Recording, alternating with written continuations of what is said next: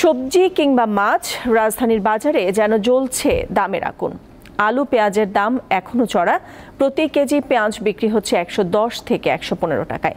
মাছের মধ্যে ইলিশের দাম সবচেয়ে বেশি জানিয়ে ক্ষুব্ধ ক্রেতারা।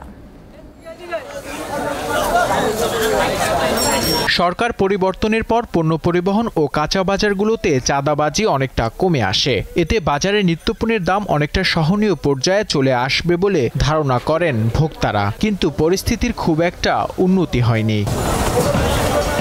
সাপ্তাহিক ছুটির দিনে রাজধানীর মোহাম্মদপুরের টাউন হল বাজার ঘুরে দেখা যায় সবজির দামে অস্থিরতা চলছে। দামে সেঞ্চুরি হাঁকিয়েছে বেগুন, পেঁপে, পটল কিংবা ঢেঁড়সেও স্বস্তি নেই। আগে বেগুন কিনতাম ১০০-১২০, আজকে ১৫০ টাকা করে কিনতেছি।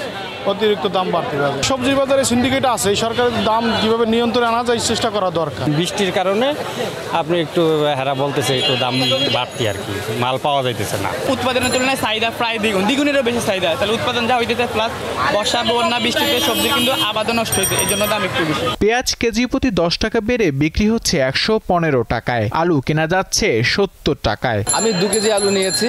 এই আলুটা গত সপ্তাহে ৭০ ছিল, এখনো ৭০। পেঁয়াজ গত সপ্তাহে আমরা ৯০-৯৫ টাকা কিনছি, এই সপ্তাহে দাম বেশি, ১০০ টাকা আমাদের কিনাই। বাজারে মিলছে প্রায় সব প্রজাতির মাছ, তবে ইলিশের দাম এখনো নিম্ন ও মধ্যবিত্তের নাগালের বাইরে। ১ কেজির ইলিশের জন্য খরচ করতে হবে ১৭০০ থেকে ৮০০ টাকা। এক্সপেক্ট করছিলাম যে আবার দাম কমবে। 4টে ইলিশ কিনছি ৬৪৩৫ টাকা দিয়ে। দাম আগের থেকে বেশি, মাছ কম। সবাই পক্ষে সম্ভব না যে একটা মাছ ২০০০ টাকা কিনে খায়। বাজারে গরুর মাংস বিক্রি হচ্ছে ৭৫০ ও খাসি বিক্রি হচ্ছে ১০০০ থেকে ১১০০ টাকার মধ্যে।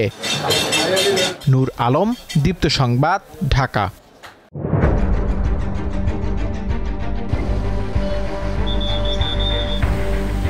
পুরো ঘরে আমার মালামাল সহ একবারে চাপা দিয়ে লইয়া পুড়ে গেছে। এটা মুখে বল দেখবে যাবে না যে রাস্তা কত যে ভাঙছে।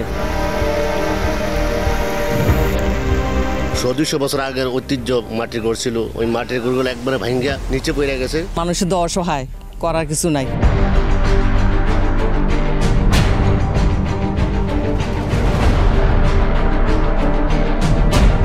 দীপ্ত সংবাদ, সবার আগে, জনস্বার্থ।